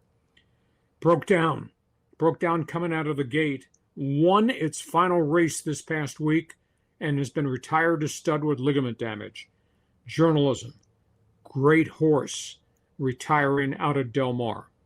By the way, great gentleman retiring from Del Mar. His name is Joe Harper, longtime chief executive officer of the Del Mar Thoroughbred Club. He's retired as the president at Del Mar, age 83. He'd been there since 1977. What a great spokesman for Del Mar. Congratulations, great career, Joe Harper. Formula One, Lando Norris, unbelievable, wins Hungarian Grand Prix yesterday. His teammate, Oscar Piastri, was leading the Hungarian Grand Prix in Budapest, ran into the back of a lap car that he was trying to get around, knocked himself out. Lando Norris gets the victory. Meanwhile, another Sunday in F1 and another pit penalty for Lewis Hamilton. He got docked 5 positions. He wound up out of the running. Last week, he ran over on his own pit crew. George Russell, more engine problems for Team Mercedes. Kind of a messy story there. And there's a bigger story that's brewing in Formula One because of everything that's going on vis-a-vis the war in Iran. They've already canceled 2 F1 races. John, now the 2 season-ending races in the Formula One schedule are in jeopardy. The Grand Prix at Bahrain and the Saudi Grand Prix. This is terrible. Now, what they've done, they have convinced Portugal to host one of the canceled events. They're negotiating with Italy to host another of the canceled events. Remember, earlier they canceled Qatar and the Abu Dhabi Grand Prix. So there's all kinds of problems with the Formula One schedule because of the war in the Middle East. John, that's 4 venues. That's 4 races. That's 4 enormous amounts of money. So we got Formula One racing to talk about. Soccer, SDFC said they were going to make a deal. I said, I bet they go get somebody from Denmark. They did. STFC signs Elvis Achuri, a striker from FC Copenhagen. He scored 12 goals there and just completed playing for Tunisia in the World Cup. And they also won finally. It's only their second victory in the last 15 matches. They beat Dallas FC 1-0 on the weekend. Also, speaking of soccer, Arsenal in the English Premier League, John, has just made a $185 million offer to purchase Real Madrid star Vinicius Jr. He's the Brazilian kid. Vinicius Jr. might be going to Arsenal. And Chelsea just spent $117 million to purchase Morgan Rogers from Aston Villa in the EPL. And again, this is the transfer window that goes a couple more weeks, so there are going to be more big deals. But to steal Vinicius Jr. from Real Madrid, keep an eye. We'll see if Arsenal closes this deal. And PGA Golf 3M Classic. Usually when you play on the Pro Golf Tour, par saves your life. The integrity of par is really important. It's not supposed to be a miniature golf course. Did you see what happened at the 3M in Minnesota? Michael Kim on Friday shot a 59. He had 12 birdies. And then on Saturday, Jackson Coivins shot a 61. Just absolutely amazing. And by the way, Michael Kim, on that 12 birdie day on Friday, he had 5 birdies in a row to start the round, finished the round with 4 more birdies on the back end. I thought getting birdies was very, very hard. You have to protect the integrity of par. Were they playing a miniature golf course? So, John, got all things Del Mar through F1 to soccer and golf. Go ahead. Just a quick one here. Speaking of Del Mar and journalism, Hacksaw, you're probably the only person in the world that keeps refusing to be retired out for stud like journalism. You're still going strong. Yes, some of us have still got it and can still bring the heat meat. Yes. So why should I walk away from it? Right on. I love that you keep doing it. So anyhow, journalism was a great horse, but injuries obviously take a toll. When this horse got hurt coming out of the gate and still came back and won his final race. But you look at what journalism did. Journalism won 7 of the 14 races this horse took part in the last year and a half. That's quite an accomplishment. So you got any comments there on soccer? Any comments on Formula One? Go ahead. Well, the Formula One, I'm thinking that those races, they could just reschedule them, right? Can't they just move them to like Silverstone or something in the UK? I mean, because like you said, they're leaving a lot of money on the table. But it's like F1 and then Live Golf are also canceling their tournaments at the end. Yeah. Well, F1 is obviously a victim of everything that's going on and the dangers in Iran and what's happened in all those other Middle Eastern countries. But, I mean, you have 4 races that are in jeopardy. I mean, that fractures your season and the amount of money that goes away with 4 canceled Formula One races. So that's why they're in scramble mode and why they're trying really hard to get these deals locked up in Italy and Portugal to replace the ones that have been canceled. 2 canceled so far, 2 more now. It looks like the final 2 races this season could be canceled too. Okay, we did our job. We do sports talk the way it should be done, pal. We put topics on the table, we express opinions, and then we ask you to give us your opinion. It's called Fans Forum, and the Fans Forum chat box is open for business. This podcast brought to you by Dixieline Lumber and Home Centers, 8 locations to serve you in San Diego. Do you know it's 100 degrees outside? Do you know how cool it is in his castle and in my man cave? Because we got doors and windows from Dixieline. Think about that. If you've been thinking about doors and windows, go to Dixieline.com to see all the things they have to offer. John, the podium, the floor, it belongs to you. Here comes Fans Forum. Hey, let's go to a new name here. This is Fonzie J. Rodriguez. Hey, this just off the Sports Wire. The Padres are back. They beat the Blue Jays, Royals, Marlins. Reaction. I want to talk sports with you. Listen, if you sell that and get money, can I get some payment from that money from you on that? I mean, feel free to just go ahead and lift and steal all my phraseology. No, hey, they got 3 wins. They got 6 at home against have-nots. If they could have a 9-game winning streak by next Sunday night, then maybe they make me a believer that they put themselves in a wild card race. Because right now there's 7 teams ahead of them in the standings. How are they going to jump all those people? Because I don't think all those people are going to lose their games. So it's a big challenge. And of course, this is all coupled with what they can do, what they should do, what they won't do, or what they should not do as it relates to the trade deadline. But Fonzie, it's great to have you on board. You are hereby requested, ordered, mandated, memoed to become a regular Mondays and Thursdays on this podcast. John? They only need to leapfrog 5 teams to get into the final wild card spot. But I mean, this is ridiculous. So we're talking about this, because they're still so far back. So just take care of business with the Rockies and Giants.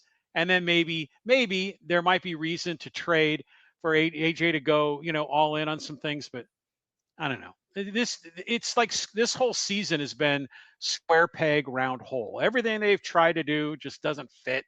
I don't know. I just think they need to turn the page. Okay. Thank you. Fonzie, join us again. Next one. Okay. Casey's got Dodger talk. Hey, good afternoon, guys. And Hacksaw, if the Dodgers don't get Scooble, what do you think about them getting a Joe Ryan possibly? As I think they could use another arm in the rotation. Casey, we talked about that last week. He's probably the second big name on the trade block because he's a walk free agent in Minnesota. He's not coming back. But big setback over the weekend, John. They shut him down with shoulder fatigue. So we don't know whether there's an MRI coming or whether they'll just skip a spot in the rotation, let him do his between start therapies, et cetera, and then get him back into the rotation. But I think he's going to be traded, and Casey's correct. Based on what Skubal said this weekend in Detroit about staying there, maybe Ryan becomes the hot candidate. And there are a lot of other pitchers. We went through that on the podcast last week. On Thursday, we did kind of our trading deadline preview show. There's a lot of pitchers, but there's nobody the caliber of Skubal nor Joe Ryan. The rest of them are guys that used to be good that are struggling or scuffling right now, or guys who are on the final year of the contract that aren't pitching very well. So it's going to be intriguing because I just think the Dodgers got a lot of glitches right now, even though John says, don't run down the hallway and pull the fire alarm. They're going to be fine, But yeah, I think Skubal going to the Dodgers makes too much sense. The Dodgers have all that depth of pitching, that they can send up to Detroit to kind of fill in their holes. So, I mean, I'm not really worried about it, but it's interesting to me that the Dodgers picked up Eric Lauer, and he's been the number 5 starter for a while. And I didn't even know he was still in the league. I mean, so, good on him. He's had a long career. Well, he's bounced around. He's been with a whole bunch of different teams, but John, he's not trustworthy. I don't think Eric Lauer is going to start a playoff game unless they're in a world of hurt. And see, it's further complicated because Emmett Sheehan is really streaky. He has stretches where he pitches well, and then he gives up home runs, had bad innings. So that becomes a problem. And then at the front end, we don't know about Snell. We don't know about Glasnow. And now they're shutting down Ohtani from even doing bullpens because of the tenderness in his knee.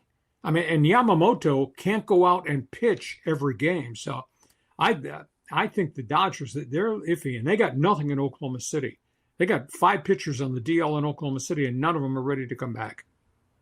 Wow. And the Dodgers, they're going to be fine. I think Skubal makes a lot of sense for them. Okay, let's keep on going. Go to Callan. Afternoon, gents. Saw if the Ducks do a similar contract to Cutter like they did for Carlson, what kind of trade package would that look like to free up some cap space? Well, it's a legitimate question. But see, the problem is they got veteran players with big money deals that nobody wants. I mean, Vertrano is one of them, one of the wingers.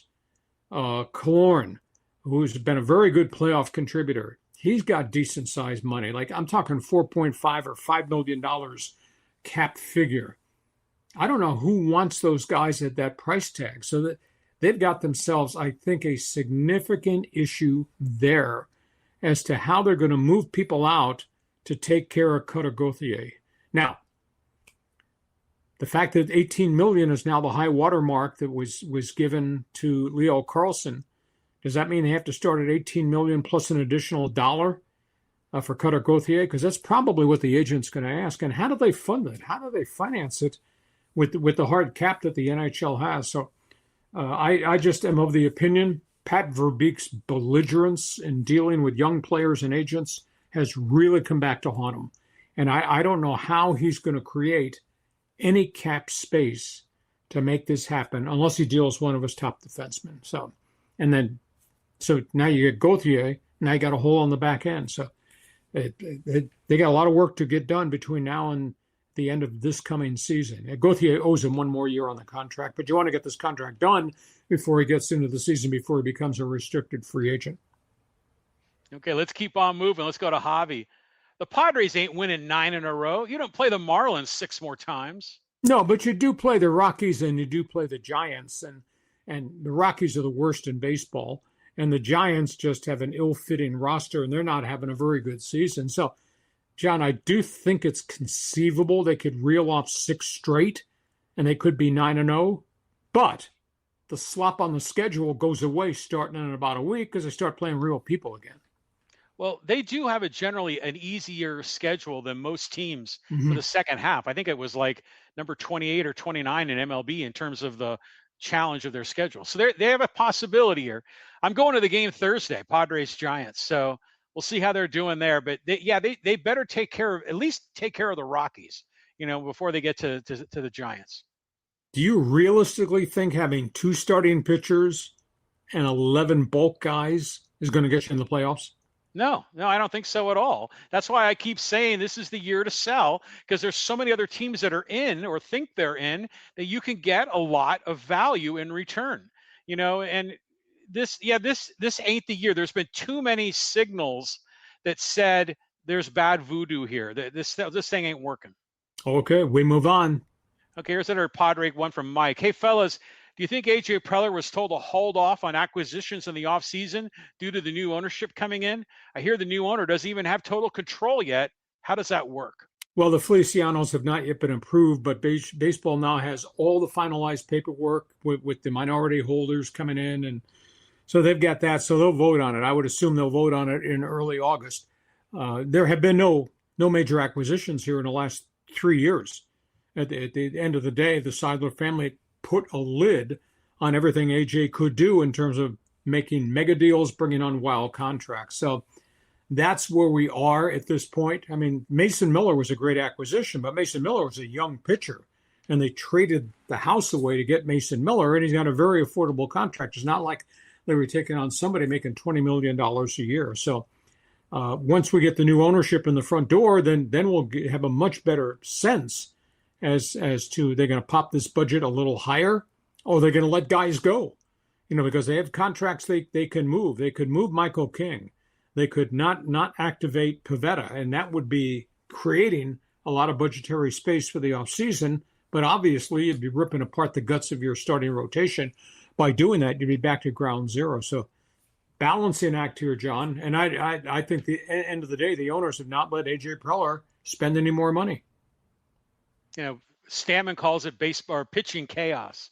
He only has 2 starters, and then he just moves the other guys around like a shell game. Imagine if they got rid of King, and then you only have Bueller. That's it, So this ain't looking good. I just don't see how they can get enough in return for what they have to give up. In other words, they're not in a position of strength to make any of these deals here.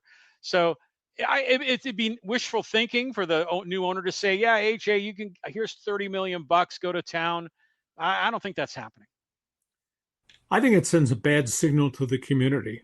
You're going to make all these trades and then, by the way, send out paperwork informing the fans we're raising ticket prices again. You're not going to do that, are you? I think it's a bad signal to the fans that you start to rip this thing apart. Rather, let the owner come in, let the owner evaluate, let them come up with a game plan as to what the budget should be, and make your trades in the offseason. Because I don't think there's any significant trades they can make right now. They're going to do anything more than, well, maybe we get to the playoffs and get knocked out in the first round. Right, exactly. That's exactly right. This ain't the year. Let's go here to Richard. Hey, when it comes to injury updates with the Dodgers, I trust North Korean state-run media before I trust their updates. Glasnow and Will Smith, I have doubts of their return, need a deadline. Well, they got a problem. I mean, the injuries take time. At this point, Snell making progress. Will Smith, we don't know. I mean, the last time he picked up a bat a couple of weeks ago, the disc in the neck and the pinched nerve flared. Now, they did all types of stuff for him in the last week and a half. No pain, feels good, running. Now he's going to pick up a bat. We'll see what happens with the batting practice. Glasnow is a big mystery. I mean, those are really hard situations to deal with. And he's only thrown lightly one time in a bullpen. So history, John, it's easy for me to look back and second guess. Some of these acquisitions, they look like these are bad investments they made with guys who had a history of injury problems, and yet they gave them mega money. Well, I saw in your best 15 that Kyle Tucker had a pretty good weekend, because he hadn't really been performing up to his mega contract. What is that, like $60 million a year? Yeah, he's hitting 241, and he did hit back-to-back home runs against the bad New York Mets pitching staff. Just if Kyle Tucker wants to be respected, Kyle Tucker needs to be productive every series the rest of the way. And we haven't seen that at all. No, not at all. Okay, let's keep moving. Lakers talk with Carlos. Hey, the Lakers roster is young and more athletic. They have a rim protector and outside shooting. They just need some time to gel together as a team. Here's a rumor, Kyle Kuzma trade, more 3D on the roster. Only problem with that, there is no cap space at all. And they have only one first-round pick way in the road in the future they could trade. If LeBron had stayed and not committed until after the Kessler trade and then committed to come back, regardless of what the price tag was, this would be a much different dynamic team. I liked Hachimura, as streaky as he was, but he's gone to the Clippers. So, I counted it up. I wrote about it. I wrote a column this past week on the website. You can go dig it up. But I wrote about the fact that they chopped 7 players off the roster, all with experience, all different diversities too. And they added 9. But there's only one that they added that's an established NBA guy. That's Walker Kessler. The rest of them are fringe guys off the bench. Some who shoot threes, some guys who play defense. John, Laker fan, pile in here on me. Pile on if you wish. John, I think they have a less of a team now than they had last year when they were all healthy. Agree or disagree? Yeah, I think it is a lesser team, but it's like one step backward to take 2 steps forward. That's how I see this. And let's see what Luka is like as a team leader with LeBron not there. I mean, the chemistry could be very different. Okay, thank you. Okay, now here's a 2-parter. 2 guys taking shots at you. Okay, the first one's from Phil. Talk about the Dodgers or the White House. They were both there at the White House. Get off the drinking before the show. And then, Chris Curry had more detail. He goes, sorry, Lee, but Ohtani and Yamamoto and Sasaki were all at the White House. Did not have to be a genius to know this. Simply watching the ceremony was all it took. Well, I read something that indicated they were not there, but so if I'm wrong, then I stand corrected. But at the end of the day, I was surprised that Friedman did not come, surprised that Gomes did not come. Obviously, Mookie elected to bypass it regardless of what his explanation was. But I guess I'm biased. Why would I want a photo op with that guy? That's my opinion. You're already making people angry. Dodger fans are like, keep politics away from my Dodgers. So like I said, I think it's a tired photo op, publicity stunt, and it's unnecessary to politicize sports. So anyways, let's bounce around here. Oh, John Hopkins has a good line here. Hey, how about F1 to NAS North Island? Tremendous amount of money. I mean, if you thought it was expensive to bring NASCAR here, F1 is way beyond that. So I don't think that's a possibility. And that's not much of a course. That's an airport course. They're not going to run an F1 race on an airport runway. So that's kind of a reach. F1's this is a big problem. I mean, with 2 races canceled and now the threat that the last 2 are going to be wiped off the books because of what's gone on in Iran and the missiles that are attacking all these other countries. There's a big situation for Formula One because 4 races is mega money going out the door if they can't run these events somewhere else. That's why they're going back to places that used to host F1 races, and they're going to put them back into Portugal. And while they're talking to, I think it's Imola in Italy, which were not on the schedule this year. So I guess that is doable, but they got to get these rescheduled. Yeah, they'll figure it out. I mean, they're not going to leave money on the table. Yeah. Okay, let's go here to Teamer 20. Hey, are the Angels selling or are they staying put? Every rumor that I get from baseball people I network with of the opinion that they're going to sell if they can get the right price. Soriano and Reed Detmers are having really good seasons. I'm going to write a baseball column at the end of the week about the hot names. So you might want to make sure you check my website every day for my one man's opinion column. But the shortstop, people are coming after that shortstop. So if they trade Soriano, Detmers, and the shortstop, they could conceivably wind up with maybe 6 young players. And I would assume most all of them would be young pitching, which they desperately need. So that's a road back. So I guess, where there's smoke, there's probably some fire. Yeah, I hope they really make some big changes, and I just wish Mike Trout would just let it go. Just let it go. Let the Angels prosper and just land somewhere else to wrap up your career. How many years left do you think Trout has in his career? I think the contract says 4. And why would you not want to go home? He's from New Jersey. Why would you not want to go home and play for the Phillies and be in a World Series? Yeah. I mean, to me, it's really surprising with his public stance. But He's a good guy. He's been a very good player. He's fought through some just terrible adversity with injuries over the last 3 years. So, but man, can you imagine him and that power bat with Schwarber, with Realmuto, with Harper in Citizens Bank Ballpark? Bang! Yeah, that'd be a lot of fun to watch for sure. Okay, let's go here to Do You Love It? He goes, Ayuk is the dumbest player in the NFL history. He needs help. Yeah, it's unbelievable. And they tried to help him. And in fact, the George Kittle intervened and said, this organization cares about its players. This organization, we've all tried to help him. So there's something not right with Brandon Ayuk. I hate to say mental health, but I mean, the way he's acted, all the junk he's doing on social media, the fact he's defaulted on his contract, he's not marketable. Who would want this guy in my locker room on my roster? And, again, he's been out a year and a half because of the major knee injury that he had, too. Just a lot of trouble. This will probably turn out like Antonio Brown, like Le'Veon Bell. Wasted career, wasted opportunity, wasted life. Is he at least saying where he wants to go? He wants to go to Washington. Wow. And then he turns around on social media and he bashes Jaden Daniels while he's been bashing the 49ers for keeping him after he voided his own contract by refusing to go to rehab and therapy for the catastrophic knee injury. I mean, everything that's happened has been because of his own doing, I think. Yeah. I think Do You Love It has a good assessment. Okay, here's 3 quick ones. First one from Bat Fan. Hard for the Rams to go undefeated. Do You Love It says no chance. And then Mike says, I don't really see any NFL team going undefeated anymore. Patriots came close only to lose the Super Bowl to the Giants, but the Miami Dolphins 1972 season might be unduplicatable because they play 17 games now.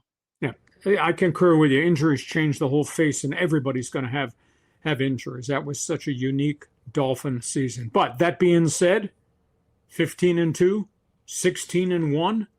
If there's nothing catastrophic happening on the Rams roster, John, I think that's very much a potential thing for the Rams.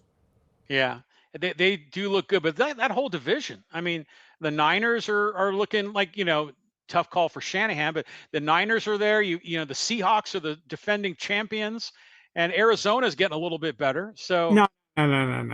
San Francisco's got so many injuries they have to have guys bounce back from. That's item one. And Seattle's going to be different. They lost 4 free agents, including their Super Bowl MVP running back. Now, granted, that coaching staff, is Sam Darnold going to have another good year? We don't know. So, I mean, Seattle is not quite the team that raised the Super Bowl trophy last February, but they're good. There's no doubt about it. But I think the Rams are exceptional. They are. Yeah, they're ready to go. They're loaded. I just remember that big game they played in the snow against Philly a couple of years ago. Yep. They almost had that one. That was a good game. Look how close they've been to the Super Bowl each year, the last 2 seasons. Okay, do a couple more. Okay, well, let's go to. We haven't gone to social media in a long time. Let's go over there, take a peek, and see who we got here. Here's some Dodger talk, and this is from who's this? SGM26. Roki did an amazing against the Yankees. What the F are you talking about? He had 21 pitches over 100 miles an hour. Roki is good this start. Roki can be erratic the next start. Roki was erratic the other starts before the good starts. So understand that there's not been a lot of consistency. He had 4 games that it looked like he had really figured it out. And then it was followed by 5 straight starts that he was all over the place. They had to go get him. The pitch count was high. He was walking guys, giving up home runs. So he's not the complete package yet. He might be the complete package. There's no doubt that he's got great stuff, but he doesn't always know where it's going. So that's why I made the comment. And, WTF, come on now. If he was consistent, we'd be talking about him being consistent. He's not at this point in time. Yeah, you've been pretty critical of him throughout the season, and rightfully so, because he has had a number of blow-ups, but he still looks like he's 14 years old out there on that mound. So if I read between the lines, did you just respond to SGVM26 by saying WTF back to you? Yeah, we'll see. I mean, he would be one of the starters in a playoff series, right? We think, who knows? But then what if he shows up in the playoffs and we have bad outings? Okay. All right, let's keep going. Got some Angels talk here with Mick Bones.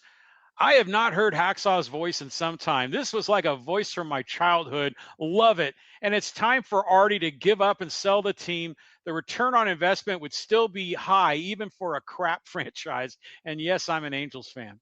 I think it's a dynamic market. Obviously, it's a long road back. Once you screw this thing up, it's going to be a long road back. We'll see what John Mozeliak does at the baseball trade deadline. There's already rumors out there that Moreno has inferred to friends that maybe John should stay on. So let's just see what happens at the deadline, what transactions they make. But it's just a long road back.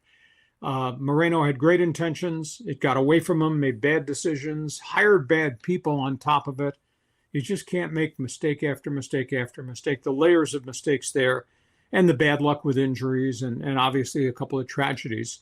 He just set this franchise way back. McBones, it's good to hear you. You be with us every Monday and Thursday. Next one, John. I just have a quick question. How do you feel about people that say this, the voice of my childhood? That's okay, because if you do it long enough, it means you've been pretty successful to continue to do it, correct? Correct. All right, let's keep on going. Padres talk with MK Wager. Hey, this season has been disappointing for sure, but nothing will top 2023.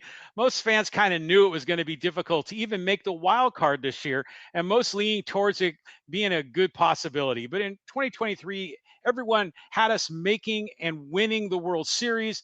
This team will always have me just extremely confused whenever I look back at the year. Yeah, there's some bumps in the road. There's some stretches of time. You say, what if? Oh, my God, that did not happen. I mean, John and I laugh about the story that I went to my cottage in October when the Padres were in the Dodgers in the playoffs, and I don't have cable TV in my cottage. I went to a biker bar surrounded by all these bikers. We're watching the baseball playoffs. And that was the series in which the Padres led the Dodgers 2-1 in the series. And the Dodgers had to go to a bullpen day, and I thought, slam dunk. And then what was it? 24 innings in a row without a run, season over, San Diego. Just, I've never forgotten that. I just remember the story when you were in that biker bar and you were telling them like who you were, and you were like showing them the website, and they were like, yeah, this guy's real. This guy's legit. Hacksaw. It was funny because the guy came up and asked me because he knew I had family downstate in upstate New York, and why I came to my cottage every summer, etc., and why I was there in the fall to see the colors change. And he asked me my name, and I gave it to him. He said, "What do you do?" I said, "Work in radio and TV and podcast." And anyhow, so the guy went out and came back 15 minutes later. He's got his cell phone. He says, "Look at this guy. He's got his own website and this and this and a podcast. Look at his biographies on the website." It was really funny. Everybody's cheering me with beer and all that. And then you loved every minute of that. Yeah, it was great. Hey, let's wrap this up. Listen, we hope you've enjoyed this podcast. We are here Mondays and Thursdays at 1:30. Want you to check my website, LeeHacksawHamilton.com. Subscribe, become part of Hacksaw's Insiders Group. Help us grow this thing. Give us a thumbs up. Hit the follow button. Give us a 5-star ranking on Apple. We'll be back here Thursday at 1:30. Probably more rumors, maybe even some early trades at the trade deadline. NFL Notebook, it's going to be full. A lot more to cover there. Want you to be part of Fans Forum also right at the end. John, have yourself a great day. I can't freaking believe it's 100 degrees outside again today. I can't handle this. You have a great day. We'll see you come Thursday. Come Thursday, Lee. It's going to be all right. And great to have you with us. Thanks, as always, for being part of this, along with the good people at Dixieline. We say thanks for joining us on Hacksaw's Headlines.